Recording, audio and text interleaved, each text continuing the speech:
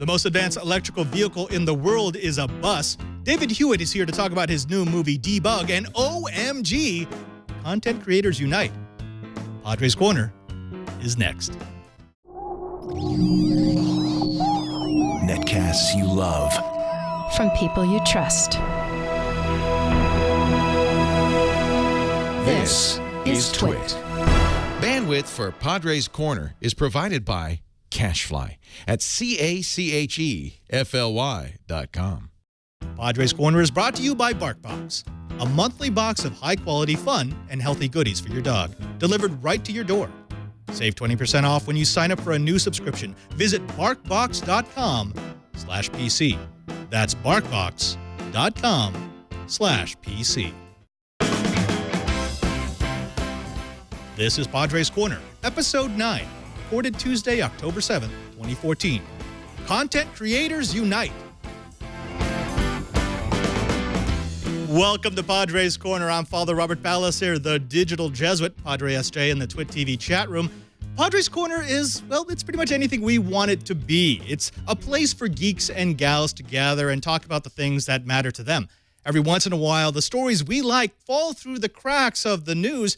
We like to pick them up and turn them into a blended drink that we call Padre's Corner. Well, let's get right into it. We've got a little bit of freaking science. Now, if you grew up with riders, bicycle riders, you may have seen or experienced a little bit of that shaving thing that they do. It's always been a little strange. Specifically, when I was in college, I had a roommate who was really big into riding. I mean, really big into riding. And he was actually really, really good. He was incredibly fast. He had the right form, and he had all the right gear. Probably $10,000 worth of the highest quality riding gear that you could buy at the time. He had all the right clothes and all the right wheels and all the right frames. And he could tell me exactly what you needed to go fast and exactly what you needed to do in order to win a race. But there was one thing that he did that kind of made a few of us raise an eyebrow, and that was that he shaved his legs in the communal bathroom. Now, it wasn't just messy, it was strange. You know, there was a lot of us who were in engineering, and we were looking around going, why exactly do you do that? Oh, he had all the right answers. He told us that, well, part of the reason is because it makes all the outfits that he wears fit a little bit better, that it didn't create sore skin as much when his legs rubbed together. He even said that it might make him faster, which none of us believed. We all thought that it was bunk. It was just an excuse for him to be able to shave his legs. After all, how could shaving your legs possibly make you go any faster? It's just a ridiculous amount of wind resistance. It couldn't give you any performance. Or could it? We've just found out from some researchers who were taking a look at that age-old question of to shave or not to shave, and what they found out is that there is actually a performance benefit for those who decide to go sans hair.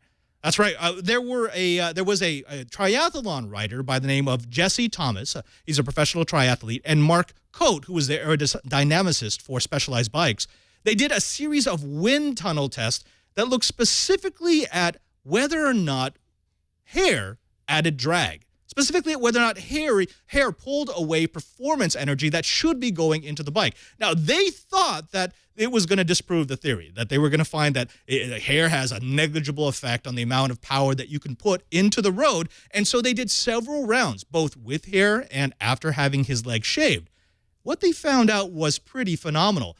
They found out that not only is there a performance benefit to shaving your legs, but the performance benefit is pretty darn big. In fact, over the course of a week, they were able to repeat over and over again an experiment that proved that Thomas was able to gain an average of 15 watts of power when he had shaved his legs. Now, 15 watts may not sound like a lot to you. I mean, a 15-watt white light bulb would be incredibly dim. But 15 watts in a triathlon over the course of, say, a 40-kilometer time trial would be almost 80 seconds. That's right, folks. Shaving his legs would give him more than a minute advantage over a competitor who didn't. So the next time you see a rider with shaved legs, don't laugh. He's just being a speed demon. Now let's move on from freaking science to some freaking engineering, specifically one of my favorite topics, and that's electrical vehicles. Now, anyone who has been paying attention to electrical vehicles knows that there's an issue with electric cars, specifically that we just can never get enough juice. We like having hybrids because it means that we can use fuel, but it's inefficient to convert fuel into electrical power, which you then store in a battery, which then you drive to a motor. It would be better if we had an easy way, a cheaper way to be able to refuel our vehicles quickly and fill them up with juice for the next ride. Now, there have been a couple of opportunities for people to try this. When we look at chargers, home chargers, we've seen that over the time, they've slowly been getting better and better. Now, there's even a proposal for Tesla's supercharger that would be able to top off your tank in less than 20 minutes, or 4 stations that would swap out your battery packs and let you change out your used pack for a fresh one so that you could get a fresh set of miles. And there is an ever-increasing set of solutions that use the power more efficiently so that you can get more range out of the same battery. But those solutions only work if you're using a small vehicle or a high-performance vehicle. They're way too expensive for the common man. So, what if you wanted to get all the benefits of an EV, but on a larger scale, and for more people? You might be looking at an electronic bus. All right, that's right. Buses are actually huge sources of pollutants in a city and a constant drain on non-renewable energy sources. They are more efficient than a single passenger vehicle, but only when passengers are actually using them. And unfortunately, buses need as little downtime as possible. So stopping 20 minutes every hour to change the batteries or swap a battery pack just isn't really a possibility. But what? What if we had a way to get the advantages of an electronic vehicle but with the cargo of a bus and the downtime of a petroleum-powered wagon? Well, it's not science fiction anymore. It's what some wonderful engineers in Spain have managed to do with a brand new technology that they call the bus bar. That's right. Home chargers are able to deliver about 3 to 10 kilowatts of power, depending on the availability of three-phase power. Fast chargers might be able to push 22 to 50 kilowatt hours with specially installed runs to high voltage sources. And Tesla's supercharger can dump 120 kilowatts into batteries, getting you back on the road in 10 to 20 minutes. But this bus bar version 3 is capable of delivering 650 watts of power. Now imagine that. We're talking about being able to charge something like a bus in 2 to 3 minutes. Now, this opens all sorts of avenues because not only is it going to be more efficient, but it means I can use smaller batteries. If I can charge up that quickly, I don't have to store as much charge. I don't have to worry about going all day. I could have 20 of these things scattered around my city. Now, the way it works is that the bus pulls up underneath the bus bar and a little bar drops down. When that bar drops down, voltage starts to flow into the bus and it charges up the batteries. Now, if you equip the bus with lithium titanium batteries, they are more resistant to damage from fast charging, and they can actually take the charge much more quickly, somewhere between 1 and 2 minutes. Now, we don't yet have any word about how much these charging systems cost, but they're currently being tested in South Korea, and will probably find their way over to the United States within the next year or two. Now, it's going to be a while before we see this kind of technology in any consumer-level products, but I, for one, am excited to be topping off my EV with a little bit of 650 kilowatt-hour power.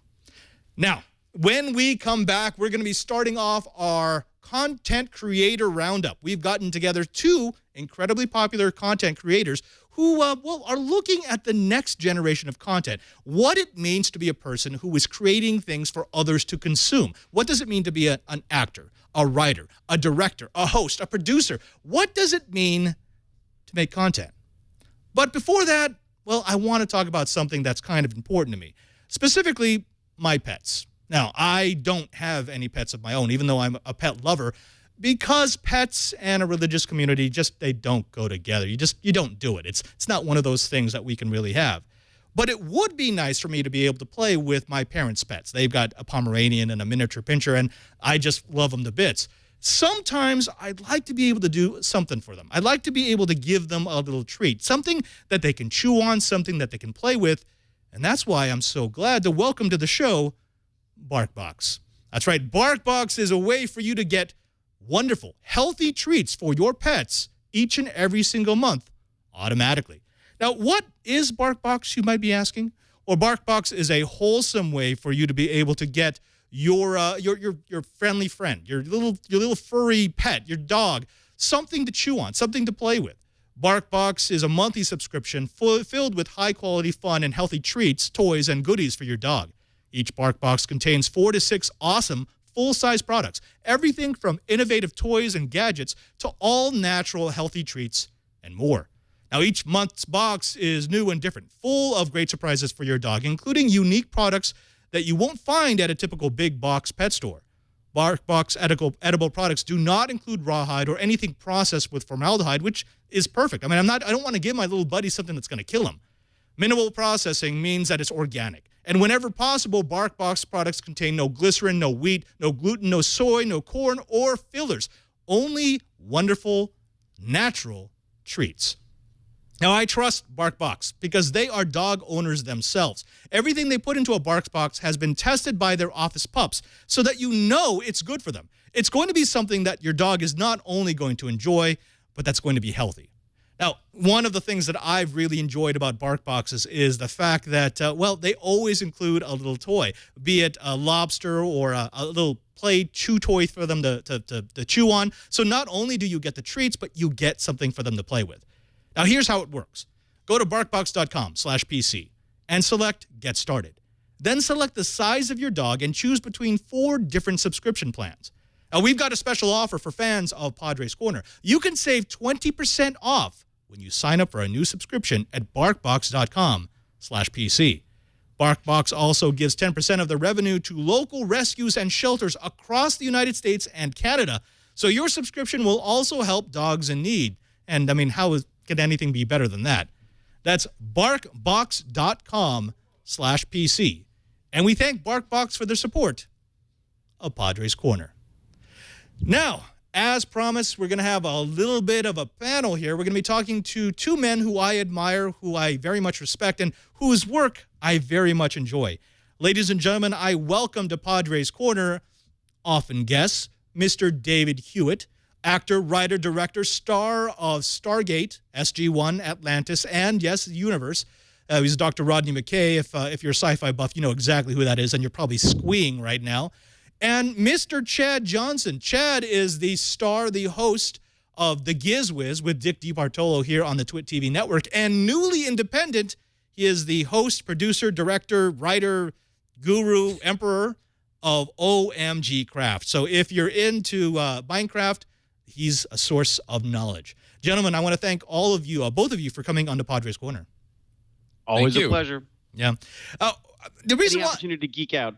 Right. Yeah. This is what I like about Padre's Corner. I'm so geeking out right now. I can't believe. Same podcast. A little bit of squee. Yeah, a little bit of squee. Now, gentlemen, the reason why I asked you both to come on here is because I wanted to have a serious conversation about what it means for a content creator. Yeah, I'm sorry, I sold you out to Dinnerbone there earlier. Oh, I'm sorry. You did. You did. I know Dinnerbone is a huge fan, and so we were tweeting, and yeah, it got awesome. I saw a little bit of that. Well, wait. I'm sorry. Back up. What was that all about? So Dinnerbone is like one of the lead developers of Minecraft, and he's a fan. And so of David. And so I was saying that I was going to be on, and he was tweeting also, and it was a good time all around. Wait, David, before we go any further, you play Minecraft. So yeah. You play a lot of Minecraft, right, David? Oh God, yeah. I'm a huge Minecraft fan. My son is the one who got me into it, and probably knows far more than I do, but I just love it. So. Oh, okay. I personally don't play Minecraft, so maybe I understand why Chad likes it. But David, maybe you can explain to me what it is about Minecraft that seems to capture the minds of both older people and especially younger. Well, I think what's so wonderful about it is that it's truly a different world again. It's what's been promised us for so long, is the idea of just having this sort of sandbox where you can do whatever you want,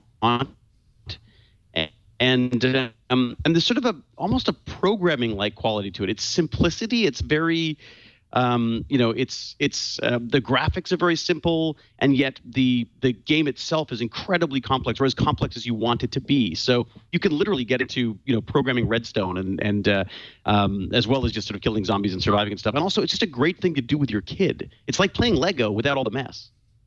Right. You can. Yeah. I would completely agree. Like, it's at its base, it is Legos that are virtual, so you don't have to clean them up. But then, as your kids grow and as you grow with the game, you can literally become a hardware designer, designing circuits and logic and making sure you make the most compact RS Norlatch gate so that you can have that really cool stairway that you've always wanted. Like, it's a game that grows with whatever level player you are, I feel like.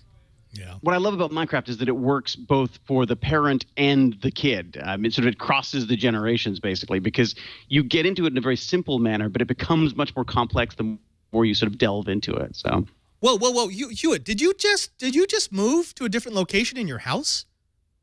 I beam around a little bit, Well, see, the personal transporter. Dang. Ladies and gentlemen, this is the sort of high-quality content that you get from Padre's Corner. We don't Only get this here on This Week in Tech, the show. Yeah. These kind of crazy Dang. effects. Yeah. They just follow me around. Gentlemen, I want to get into this because I'm really, really pumped to have this discussion about content creation.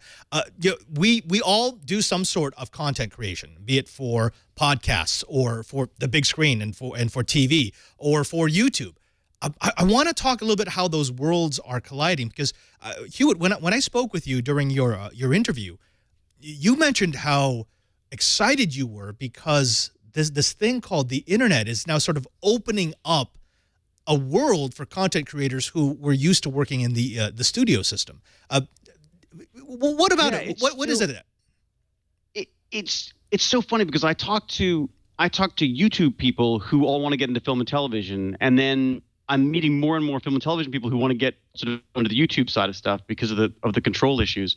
And it's just, for me, it's just so exciting that you can make stuff without having this huge infrastructure. And we've just finished this film Debug, which was great, amazing experience, huge, by my standards, a huge film. I'm used to making films for like $60,000. This was a much larger budget than that, and it had movie stars and all that kind of stuff. But I find the process incredibly frustrating and antiquated. I mean, there's a way that we've been making movies for so long now, and they were created, and this structure was created to work within the studio system. And the whole point of the studio system was if someone fell ill, you just bring in someone else, and they would, so that the jobs were all broken down in such a way that someone could replace anyone at any point. And the technology has become so much better now that you're able to basically do the work of 100 people with one camera and a microphone. And I feel the film and television industry is still trying to catch up with that. So I was sort of gravitated towards YouTube because I just saw people making much more exciting stuff. Like most of the stuff that I enjoy the most, the things that have touched me the most over the last couple of years have been YouTube videos. I'm not giant $200 million movies, but little personal things that people have done that have just as good special effects in some cases. Let me ask you about that, because you spoke briefly about this creative process. In the studio system, what does the creative process look like? Because obviously it's not just you. You're working with dozens, hundreds, maybe thousands of other people to get something created. How do you go from idea to we're shooting it, editing it, color correcting it, and distributing it? It's interesting. I mean, the thing that really struck me was, I've been doing this for years and years now, since I was 16, basically. And it's always been in, sort of traditional film and television, basically. I've done a lot of independent film. I haven't done a lot of huge films. But the real eye-opener for me was Rise of the Planet of the Apes, where I was in there as an actor and a nerd. Like, I just had to be involved somehow. And I couldn't get over just the scale of this thing, that you had a director on set that you were working with who had pre-visualizations of the basically the entire movie. They had one team off in Hawaii shooting one thing. They had another team off shooting stunt stuff, and he was doing the sort of the acting portion of it. And I sort of realized that film, there's this image of the director as this sort of mad genius or introverted sort of artist.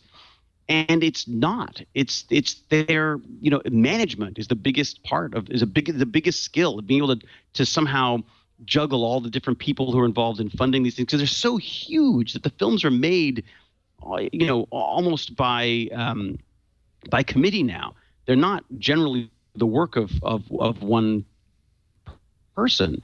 And while that still happens, there's a few directors out there who you really see their personality on it. So many of them it's just a machine. Now, Rise of the Planet of the Apes was interesting because this guy was brought in from independent film specifically to work on the acting side of this stuff, like to make these characters sort of come alive. And I loved working with him. I thought he was fantastic. But his skills, it was such a different skill set than what I imagined for a big Hollywood director. Right. And I think that's the process that a lot of us think a Hollywood film has to go through. A big budget film has to go through a lot of different hands. So of course it's going to have to go through a lot of different heads. But and you touched on this, and I want to bring Chad in this conversation. Chad, we come from a different side of content production where we don't have a big studio and we don't have 400 different people who do individual jobs. You're kind of expected, if you're making on the internet, to be able to do all jobs. Right. At least at the beginning, you have to be able to push through your idea and get it distributed as fast as possible. That's kind of the model. What do you do with OMG Craft? I mean, OMG Craft was something that was your brainchild. You developed it. You put your blood, sweat, and tears into it.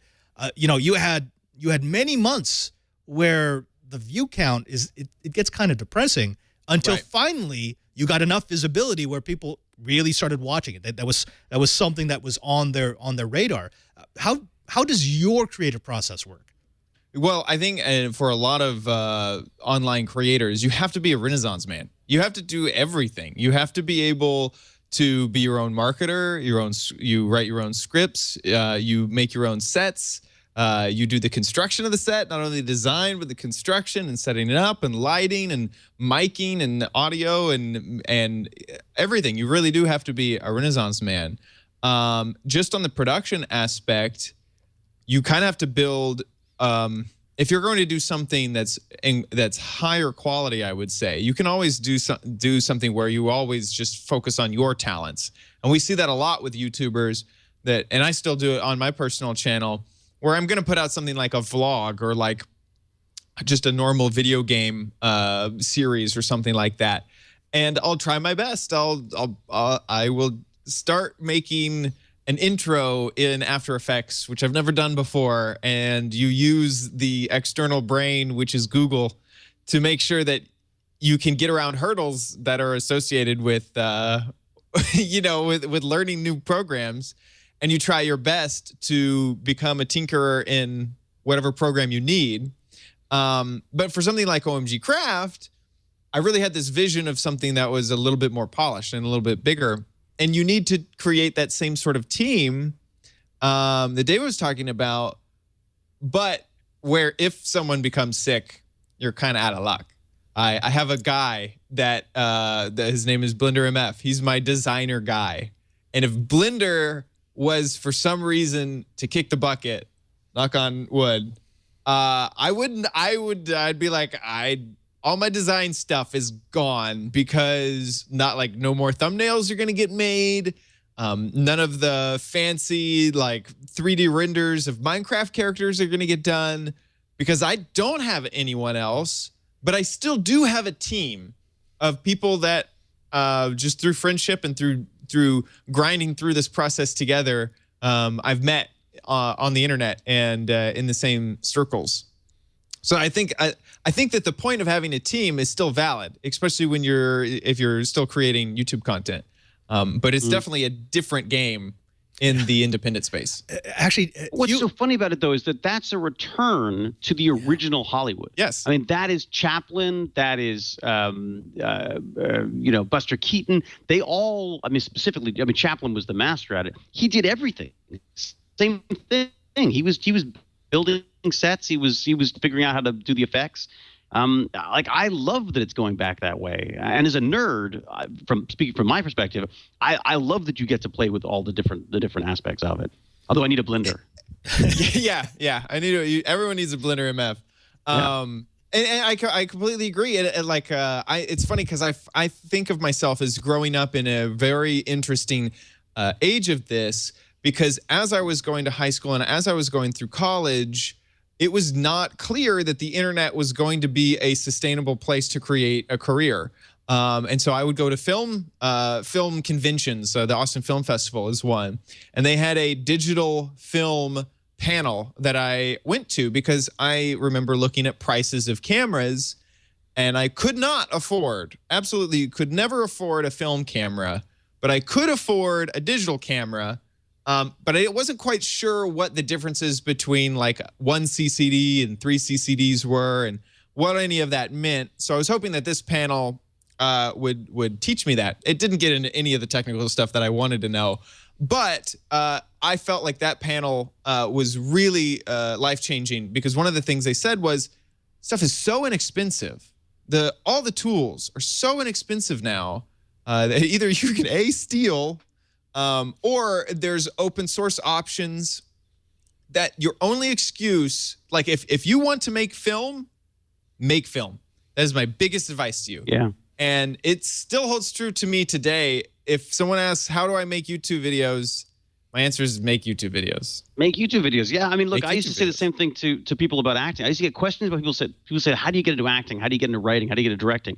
It's like, just do it. I'm a big proponent of people talking about going to film school. I'm like, what? Take the money, make a movie. So, I mean, Dog's Breakfast, the first thing we made was $60,000. So admittedly, we were in a different situation that I had access to the Stargate crew. So that helps. But I'm amazed at how few people took advantage of those things. Because I think there's a complacency that sets in when you've got a lot of money and time. I mean, you guys, you're talking about doing this internet stuff and having to do everything yourselves. The most frustrating part of the film industry for me was going from making films like that with friends in high school to suddenly being on set, and I couldn't even get my own coffee. People have to go and get coffee for you because they don't want you to be far away from the set. I was like, what? Like, I want to move cables. I want to light things. I want to move cameras. Like, why? I'm not in the scene. Why don't I do the sound? It drove me crazy. And to put almost like a pin on that, there, I think that there is a fear that a lot of people have whenever I give that advice of, no, just go do it.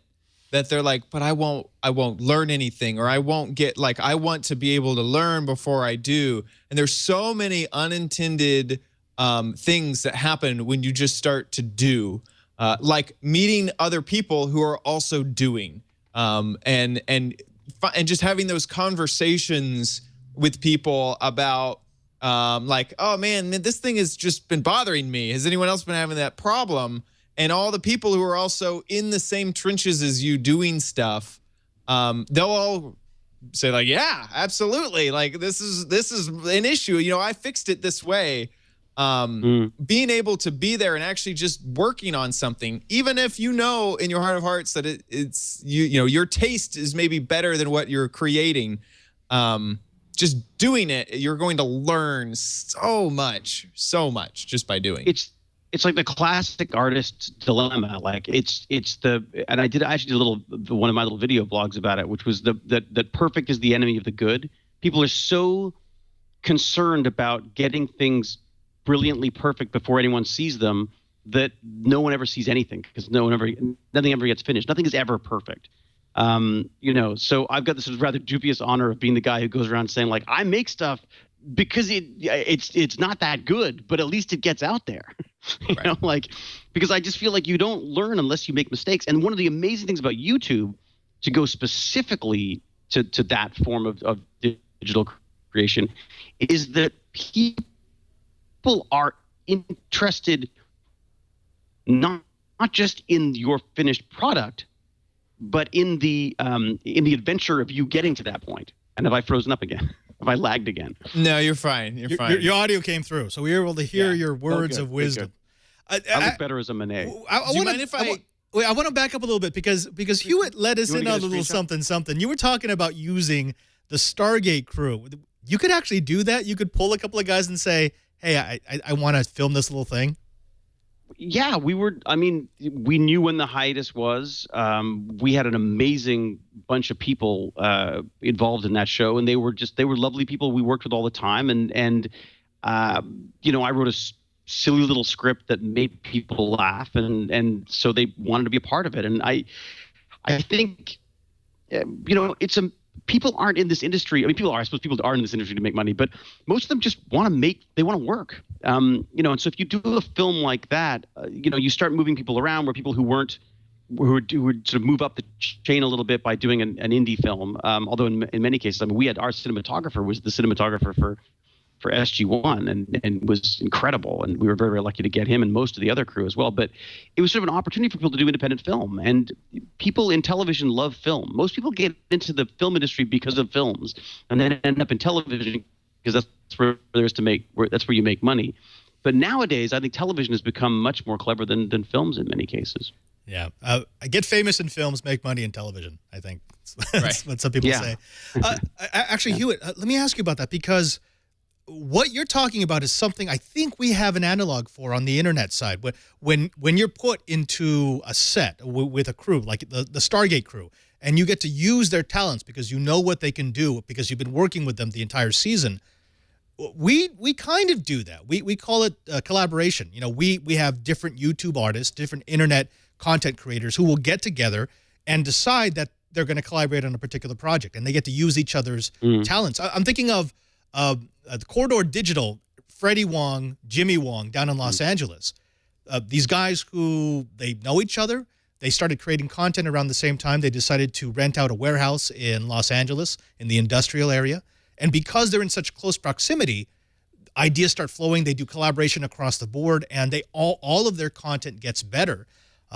Chad, this is actually a theme for internet content creators, right? I mean, you always want to be able to collaborate with somebody else. Yeah, collaboration is key. That's kind of the known ethos of online entertainers, is that whenever you work together, everyone rises when you can work together, especially when it is something as modular as YouTube channels. There's a lot. I mean, it's interesting because in the film industry, there's a lot of people who who may not want to be in front of the camera, who want careers being a lighting designer or being a cinematographer. In the YouTube industry, we're not quite at that point yet. It seems like most of the people on YouTube are the people who want to be in front of the camera and who kind of want that spotlight. And so there is a sort of lock-in, because that's the type of person you're dealing with, that you're going to see a lot of people who want to gain, face rank. They want to have their subscriber number grow, and collaboration amongst that group of people. I like collaboration. That's better.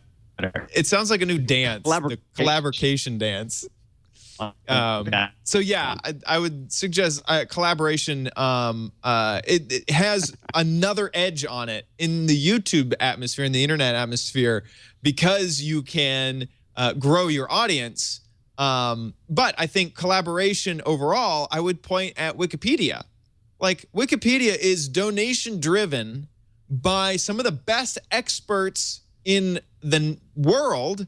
And they donate their time not because they hope to get face rank or a larger subscriber number, but because that's what they love to do. And I think that speaks a little bit more to David's point about some people just want to work because they love doing it. That's why they're in this industry, is because they love doing it. And I would point at, at Wikipedia as a perfect example of that, made by volunteers. And some of the smartest or open source software. That's another great thing that you can point at, where people who love to do stuff still love to do it, even if they don't get paid. And in fact, that might even be more rewarding to them that they haven't been paid. Gentlemen, if you don't mind, I would like to bring up a little clip of something that Hewlett has been working on for the past couple of years. I think it's a shining example of what happens when you get a bunch of geeks who just want to make really interesting, cool content. And also what happens when you give a geek like Hewlett enough money to make a decent sci-fi horror film. Hewlett, is it okay if I play this? Please, yeah, that's great. All right, ladies and gentlemen, very special treat for members of the Padres Corner audience. This is not the full trailer. You'll have to go to Hewitt's webpage, YouTube page at youtube.com/horrid. That's with the 0. Just look for the fanatical David Hewlett to find out what Debug is all about.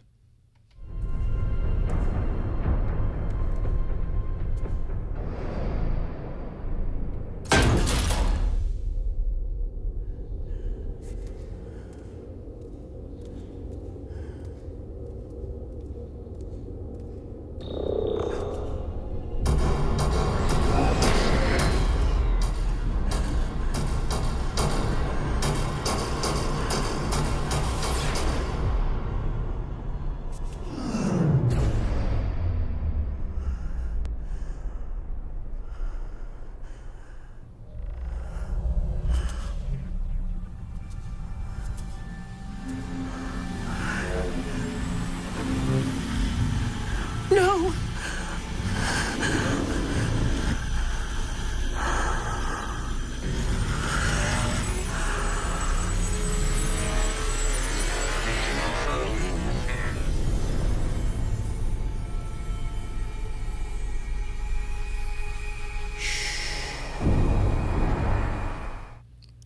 Okay, you got to watch the full trailer because it gets really creepy. It gets crazy, crazy creepy. Hewlett, what was running through your mind when you made this? It's so funny because it's I mean this originally was going to be a tiny budget little movie that we were going to hopefully do with the same crew from A Dog's Breakfast. And it got picked up by a company here, and it just became much bigger than it was ever originally intended. But it's to me it's like a love letter to those paranoid 1970s sort of anti-technology films. Because while everyone seems to be so terrified of technology, I'm just terrified of people. I find people much more terrifying than the prospect of sentient technology in any way. So this is kind of my 2001 from Hal's perspective. I don't want to let out too many of the details about the trailers because I do want them to go to your YouTube page. Check out the trailer. Folks, seriously, you have to do this. It's not just something that's interesting for you to watch, but the more people, the more buzz that this movie gets, the more widely talked about it will be, the more people will watch it, and hopefully the better possibility there will be that that Hewlett will be able to write another movie. But it gets kind of strange. This is one of the things about YouTube. This is one of the great things about YouTube. Sorry, I've cut you off yet again. Is that you've got these analytics. You can show people real numbers. It's not like television and film where you can pretend that you have numbers that you don't have. With YouTube, they're right there for people to see. So the more people who watch it, obviously, the easier it is for me to sort of pitch our distributors on spending some money on getting some publicity and possibly even bringing in other distributors. So yeah, the more people who watch it, the better. It's fantastic. It really helps us out. That's a really good point, and I want to bring in Chad on this one as well. This idea that YouTube/internet advertising still hasn't arrived has always been puzzling to me because we can actually tell an advertiser.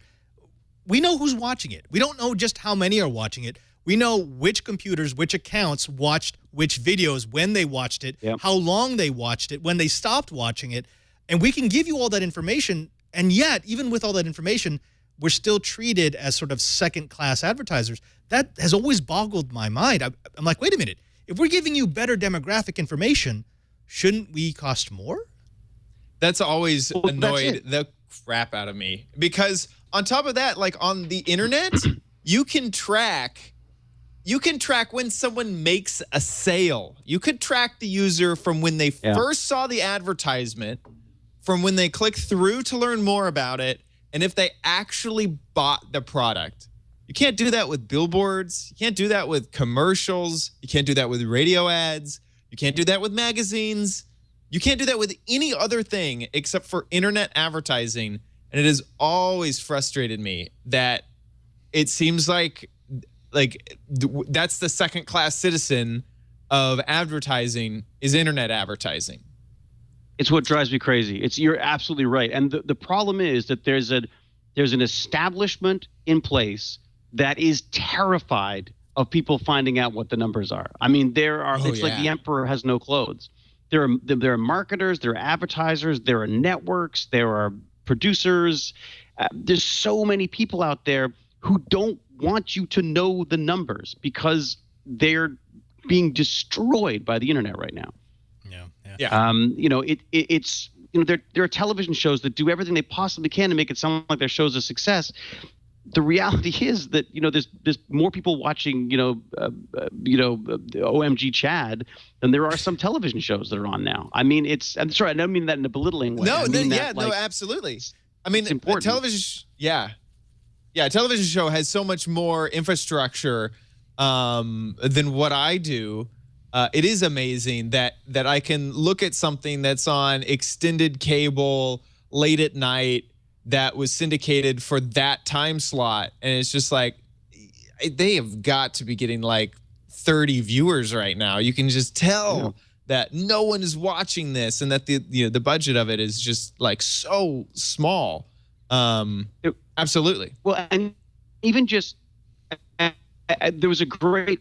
I went to Cannes and I was there for this digital media piece that we'd done out of Toronto, and I, like a nerd, I went into the YouTube talks, and there was this great sort of panel about YouTube content creators, and they were sort of called to task about the quality of their material. They're like, well, YouTube, the quality isn't that great, and it's not very well lit and stuff.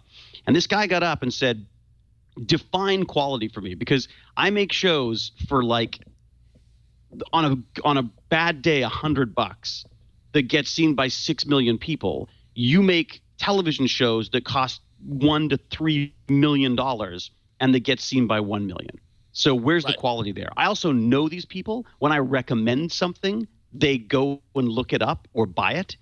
I have a connection with 6 million people. You know what I mean? I don't, but this person did. And, that was eye-opening to me. And to me, it felt like the middle had been sort of caved out of the industry, that there was this top echelon stuff where there's huge amounts of money being used to make a show that will never, just not yet, won't be happening on the internet because people won't spend that kind of money. And then there's these little tiny things that are sort of slipping under the radar. But in between, there's nothing. It's just going to collapse. Whereas YouTube, there's these huge numbers and very and sort of provable analytics, as you say, provable sales and stuff. And for some reason, I guess because people are scared to look at the numbers and make sense of them, people are ignoring them. I mean, it's just, for the time being. They won't for long. The great thing about Hollywood is that it runs on fear. Fear's good. And they're terrified. Hewlett, I don't want to get too far away from debug just yet, because you still need to tell us some of the skivvy about it. Because, of course, that was people in the chat room are noticing that was Jason Momoa. Yes, it's Khal Drogo from Game of Thrones. Of course, he's kind of hot right now. He of course he was your co-star from Stargate Atlantis. I think the two of you had very good chemistry. Ronan to Conan. To Drogo. The runner, yes, absolutely. And now he's Aquaman in the DC universe. Yeah. So he's exciting things. I think is perfect casting, I got to say. Right? He's perfect. Yeah.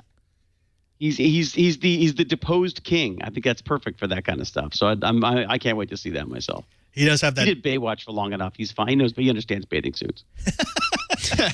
Yeah, I don't do bathing suits. Yeah. I like the idea of returning to that full length piece, the whole all one, like male. the barbershop thing going on. The single, yeah. I'm like a never nude. I think that's Well, better you than me. I'll just leave it at that. But we did have a good question from the chat room from Curtis B, who he wanted to know if you saw this YouTube, Netflix, whatever's next as sort of a tier. Do you go up in quality, or is it just internet? Do people just see it's internet, Netflix, YouTube, it's internet, and you treat it like internet?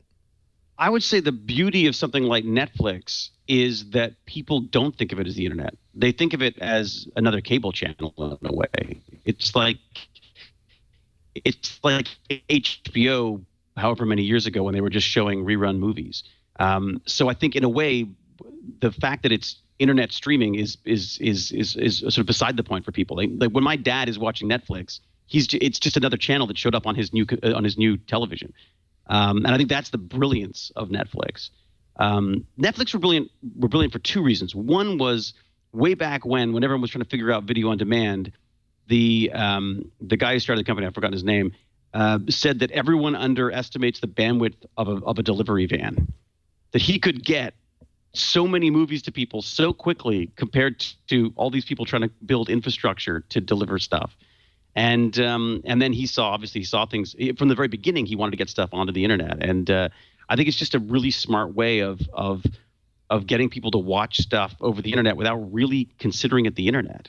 You know, like it's not seen as part of YouTube, is it? I mean, to people. And what do you guys think? I think that it's different markets also. I think that people who like I even myself, okay, let's not use some ambiguous third person. Myself, I go to Netflix in order to watch episodic TV style or TV content. Same thing with Hulu, same thing with Amazon. And I think that that's their brand. It's the same reason that, to me, YouTube and Vimeo are different. The videos uploaded to those sites, like it's not like Netflix where there's a barrier to entry.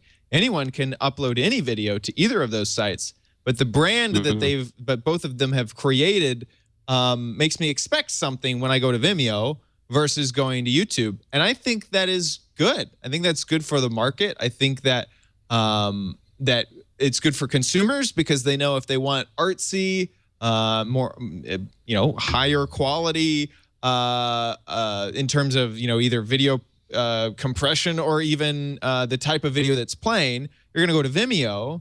And when you go to YouTube, the idea is the teenager who tried to do a skate video and was really bad at it also uploaded to YouTube. And that's where that lives. And you're also going to find, maybe YouTube's brand is community as well, where it's not so much on like Dailymotion or something like that. So the community is definitely a big part of the YouTube thing. Absolutely. And it's amazing that it seems, I remember in 07 and 08 looking at YouTube, and it seemed like they were really not good for the community. They seem to be taking down people's channels without them knowing and not communicating. In fact, they never communicate. It's amazing. I didn't realize how much they didn't communicate until I started streaming on Twitch. And Twitch.tv, the company, communicates like crazy. Like there's a agent person, her name is Aurelian, who covers the Minecraft space for Twitch. And if I have questions, I have her on Skype. And I don't get that many people who watch me on Twitch. It's like it's just a completely night and day. YouTube has never done anything to that effect, and it's amazing that they have a community anymore. Anyway, this is a completely different topic. I'm way down the rat hole. It's definitely I definitely noticed that. I mean, it's weird how look, when you go to the Google offices, you sign in at a kiosk, and there is a distance that they've tried. They're quite smart. They're quite intelligent, really, because if you don't want to have to put too many sort of people in front of people for tech support and stuff. They've always been very sort of distant that way. But they're pushing very hard. Going back to that first point, they're pushing very hard to get more high-end content on YouTube because they know that's where the advertising money is going to be. Let's talk a little bit about high-end content, because it's interesting that Netflix came so strong into this conversation. There was just a story 2 weeks ago how Netflix had been able to secure the rights to the sequel for Crouching Tiger, Hidden Dragon, Crouching Tiger, Streaming Dragon. At the end of September, they inked a deal with the Weinstein Company to release a sequel for Crouching Tiger, Hidden Dragon on the same day that it was to be released in theaters. That means that on August 2015, if you're a Netflix customer, you'll be able to see the movie in the comfort of your own home before moviegoers are able to see it on the big screen. This has me so excited, and this fits right in with this content discussion because, I'll go to you first, Hewlett, is this the future? I mean, as a filmmaker, as someone who is intimately tied to the production of these big budget films that will entertain us for 2 hours at a time. Do you see yourself at some point saying, this film I'm making, it's for Netflix, or this film I'm making, this is for Amazon, this film I'm making, it's going on YouTube, or do the economics not play out right? Absolutely. I mean, I think the biggest thing as a filmmaker is you want people to see your film, and the frustrating nature. We're at this stage with Debug now where it's in distribution, so entirely out of my hands, anyways. And it's being sold piecemeal around the world. It will get a release in England in November. It'll get Canada some other time, America another time. I don't know when they're going to be. They're not coordinated in any way. I just want people to see the movie. You know, I'm trying to arrange screenings. You know, I'm going to Australia at the end of the week. I'm trying to arrange screenings there. I just want people to see the movie. That's why we made it. And the more people who see it, the more chances that other people are going to see it. And so this whole day and date thing makes complete sense to me. The only reason why we didn't have day and date was because there were physical limitations. You couldn't get the film to people at the same time. You can do that now. It is entirely artificial that films need to be seen at different times and around the world. It doesn't make any sense to me. The next film we're doing is a documentary, and it should be actually kind of fun. It's a sort of science fiction documentary, in that it's a science fiction style documentary. I want to do Dan Date. I want that thing to come out. I'm toying with the idea of putting it out on YouTube, just having a YouTube release for the film. That's it.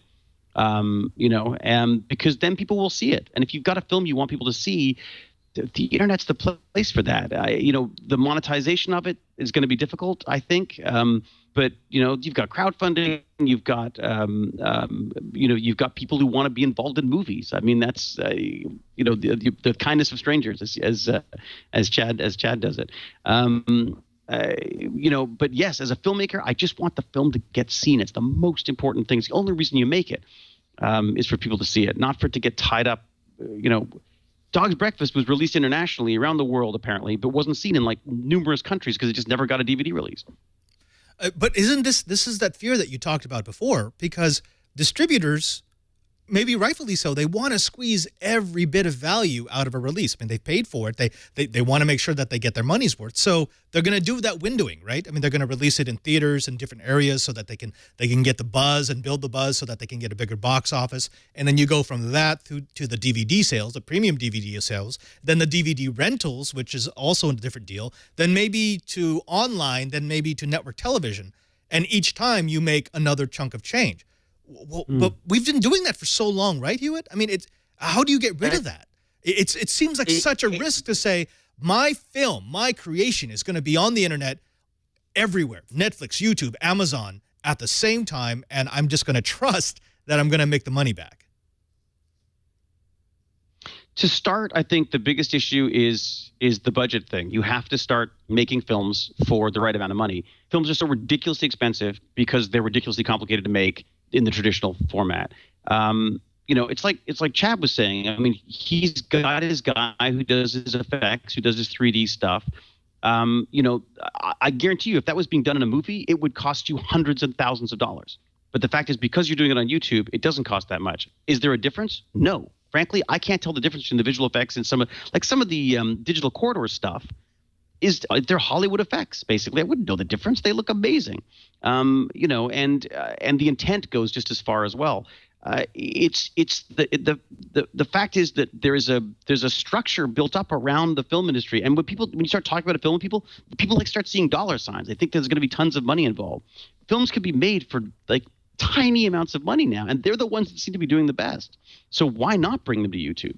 I would in the future, I would love to see. I'd love to have a YouTube channel that just put out movies, just put out little independent films that could make a living by selling advertising and maybe a few hard copies that people sign and stuff. I mean, that's the great thing about science fiction is that, sci-fi fans are fantastic about wanting the atoms. Like they want to see the movie, they want the experience, they want to meet you and talk to you and geek out with you. But they're also willing to buy something. They want something to put on their shelves. And there are very few genres that allow you to do that. Right. Chad, why don't let's put a pretty bow on this. So what Hewlett has been talking about is this brave new world in which these creators who, like himself, have made a name in TV and on screen, who are now seeing this brave new world of the internet where you can make content without a lot of the restrictions that you might have had in the studio system. I think we're kind of on the other side where we're just making content. We're mostly making content that we're passionate about. And a few of us, a select few of us, definitely not me, but a few of us are making the transition into more of that mainstream type media. And you're getting this weird confluence point almost, and it's strange to see. Where do you want your content to be in 5 years? I mean, do you want to stay on YouTube, or do you think that, okay, at some point I'm going to start widening my distribution? I think I'll be open to anything forever. Like I'm not going to say that, oh, I saw that one thing on that one podcast, I'm locked in. But what I've seen in the past is the audience of an online audience is not the same as a television audience. And you will not necessarily have one because you have the other. Where I see myself in 5 years is still solely on the internet, possibly in different media forms that come along as the audience comes along. But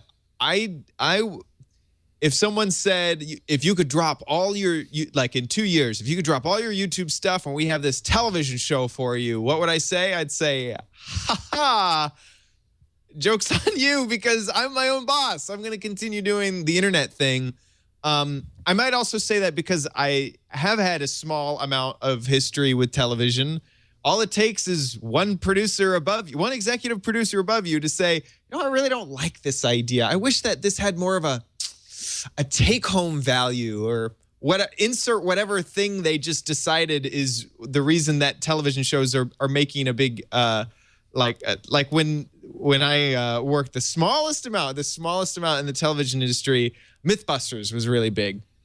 And so every person we ever pitched a show to was like, we really want a take home because we think that Mythbusters was really big because people would take home a fact and tell their family about it. And that's why Mythbusters became really big. So if you could build a take home into your pitch, we might think about buying a few episodes of whatever you're pitching us. And it was just like, it was really frustrating because it was like, what we have is really great. I don't think you should change it at all. And I don't see that going away unless if the television industry becomes very flexible in the future. Well, and it is, though. What's funny is that it is. Mm-hmm. I mean, you look at Louis C.K. I mean, there's a guy who took a lower deal in order to be able to do everything himself, and look at what a success that is. Yeah. I think you're bang on. I coming from the other side, I feel exactly the same way as you. I am sick and tired of sort of committees deciding what's good or bad in a script that I've written, or how things should be presented on film and stuff. I much prefer the idea. I would much rather work for much less money doing what I love doing the way I love doing it. And of course, if a TV show comes up and someone wants to do something with you, you always, how do you make money on the internet? Any way you possibly can. Yeah. So, if something comes up, great. But I do think people have a tendency to sort of go like, I got a TV show, and then drop everything. And it's like this, they start buying the expensive cars and stuff. I used to see that with actors all the time. They do a pilot of a show, and then they'd go and rent the most expensive apartment in Hollywood, and they'd get canceled. Yes. So yeah. I see the same thing happening with YouTube. Television isn't the be all and end all, and as you say, the audiences don't translate necessarily. Yeah, and the case in point for that was Fred Figglehorn, who had this amazing YouTube channel, amazing career. Nickelodeon picked him up. They did, I think, a few episodes, and it got horrible ratings. The audience was not there. He got more views on the internet than I think he got on it was Nickelodeon or Disney. I really don't remember the details, but I just remember it was not a huge success. Where everyone thought, humongous success. There's no way this could be bad because he was the most viewed and subscribed person on YouTube. He's obviously going to do great on television, and that didn't happen. And that was a real eye-opener for me. It's funny, you touched on something that I just want to touch on again. You said, if you're a YouTube creator, I think that YouTube creator is synonymous with self-employed. or self-made, it's like you have to make sure that you're open to all possibilities, and maybe creating a YouTube or a television show is the thing that makes the most sense. But it is synonymous with being self-employed. Yeah. And you're doing what you love. I mean, that's the thing. Yes. I think it's when you turn something into a job, it's very, very easy for that to no longer be for you no longer to be as passionate about it. And I found with me, after working in the film industry for so long, I was getting so far away from what I loved doing. And YouTube, even just these, I mean, I just got so sick and tired of people in the industry telling me about how YouTube worked, that I just thought I should try it. So I just went on and did some video blogging, because I wanted to see what was going on. And the culture, the whole community side of it is fascinating to me, because instead of watching a show and then turning it off, you watch a show and you talk about it. So there's a whole different interaction. There's no wall there like I was used to with television.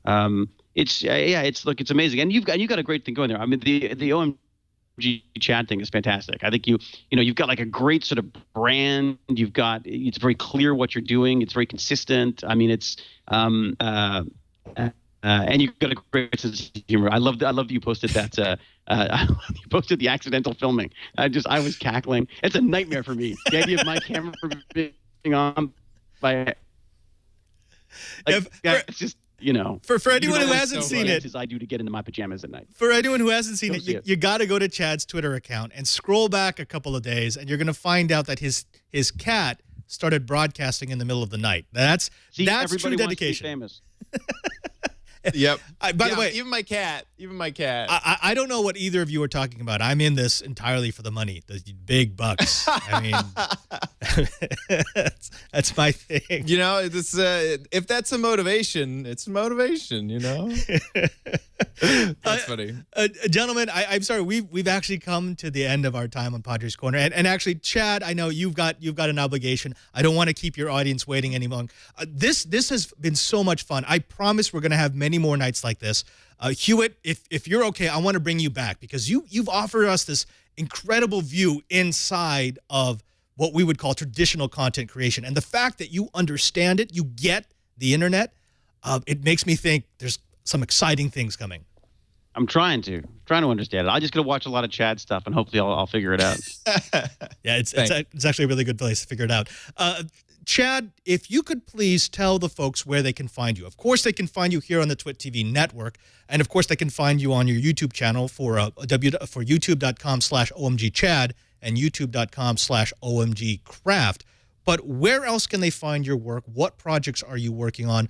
What do you need Padre's Corner's audience to know about you? To go check out. Definitely, if you would, check out the YouTube channels that Padre talked about, youtube.com/OMGcraft, which is just a Minecraft show. We cover tips, tricks, and that sort of stuff for all Minecraft. And then if you want to, also, you can head over to my personal YouTube channel at youtube.com/OMGchad. And that's where you get to see my cat streaming my sleep schedule, if you want to check that out. And then, of course, I do a lot of stuff for Twit. I produce This Week in Tech, This Week in Google, Mac Break Weekly. I technical direct Triangulation, and I still host the GizWiz. So you can check out all of those things at twit.tv. So that's what I do. Thank you, Chad. It's a pleasure working with you. So the fact that you know what, I don't think I've ever had you on any of my shows ever. Because how could he ever be available? He's doing so much stuff. It's true. I'm amazed we got him now. It's kind of a constant problem. It really is. The stuff that I do. More than you know. Well, luckily, we know now it's his cats doing half the work. Yeah. And, there's I don't have to pay them anything. It's amazing. You just give them a little bit of kitty chow. Hey, my first movie was my dog. Yes. That's awesome. They work like slaves. Hewlett, same thing. Of course, they're going to have to go to your YouTube page. They have to drop by, fanatical on YouTube and see the debug trailer. If you want to find out what the full trailer is like, it's 3 minutes, folks. I only showed you 1 minute. I clipped out a tiny bit in the middle. If you want to see the setup, you got to check that out. But Hewlett, where else can they find you when they want to look for your work? I'm basically. I'm a lot of the time I'm spending on YouTube right now. That sort of keeps you up to date with what's going on, and basically Twitter. I'm what am I? Hewlett at Twitter, and that will keep you up to date with my various inane life things. If you're not following them, you're missing out. It is a lot of fun. To see you do the content on YouTube, I don't know where you find the time, honestly. Between acting, writing, directing, you're pretty busy. Gentlemen, I try.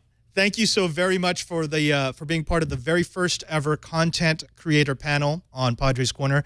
It's been an absolute pleasure to have both of you, and we'll have you back again real soon. Yeah, thank you so much, Chad. A pleasure to meet you, my friend. I'm looking forward to more great content. It was fantastic to hang out with you. Thank you so much. We'll do it again soon. Absolutely. Thanks, Padre, for having me on. Of course. I know you have Thanks, to go, Padre. so take care. Cool. Now, folks, that's the end of Padre's Corner, but that's not the only place that you're going to be able to find me on the Twit TV network. If you drop by the Twit TV show page at twit.tv, you'll find that I do 4 shows. On Monday, I do This Week in Enterprise Tech. That's 2:30 p.m. Pacific time. It's all about connections, about data centers, about switches, about networking, about how the world is connected. On Tuesdays, you'll find me here, 7:30 at night, for Padre's Corner, where we get to talk about anything, any guest you want, any topic you want. Make sure that you follow me on Twitter at twitter.com/PadreSJ so that you can tell me what you want to see on upcoming episodes of Padre's Corner. You can also find me Thursdays, twice, once at 11 o'clock in the morning for Know How. I get together with Brian Burnett, and we talk about some of the projects that we've been doing for the DIY and makerspace. And then at 1:30, I team up with Shannon Morse for Coding 101. I teach you all the secrets of the Code Monkey and the Code Warrior. Of course, you'll find me here and there on Before You Buy and some of the other shows on the Twit TV network. So make sure you subscribe at our show page at twit.tv/Padre so that you'll get all of Padre's Corner no matter what I'm doing. And again, as long as you're going to follow me there, follow me on Twitter so you can find out what the Digital Jesuit does in between tapings. Until next time, I'm Father Robert Ballasare, the Digital Jesuit,